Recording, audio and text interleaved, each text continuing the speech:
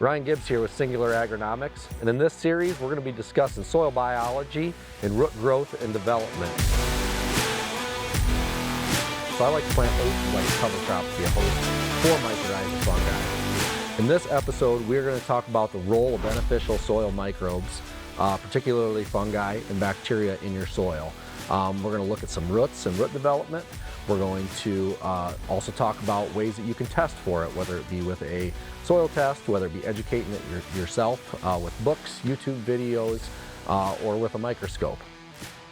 So there's a lot of different fungi in your soil, a lot. So we're going to just discuss real briefly mycorrhizal fungi, which I feel is probably one of the more important ones.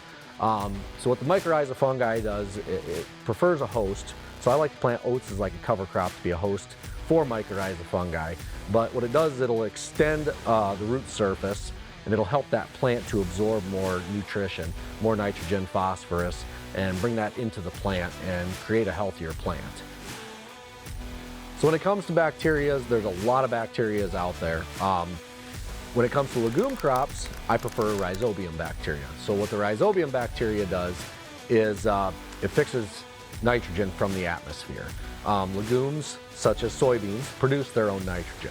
So putting that rhizobium out there helps to fix nitrogen, nodulate, and make more nitrogen available to the plant. So you can buy a rhizobium bacteria that you can inoculate your seed with. That's how I tend to do it with my soybeans. There is also some in the soils as well.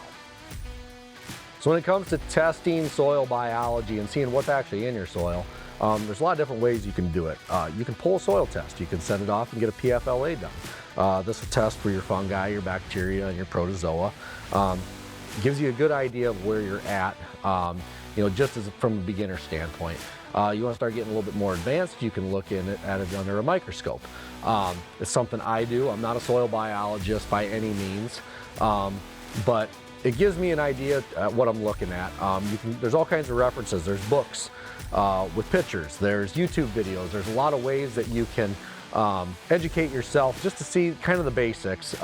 You don't need to dive super deep into the thousands of different microbes or millions of different microbes, but if you can just kind of pick out a few, like I said, there's ways you can test for it. You can send a test away, have somebody else test for it, or you can test for it yourself just to get a rough idea of what you got out there.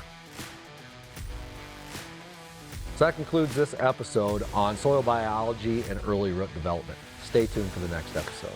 Guys, thanks for watching the content so far. We've got a whole lot more on Facebook, Instagram, TikTok, YouTube. Subscribe there. We put a ton of content on there that's useful and applicable information to help on your farms and day-to-day life. So go ahead, hop over there. If you want more information, check us out there.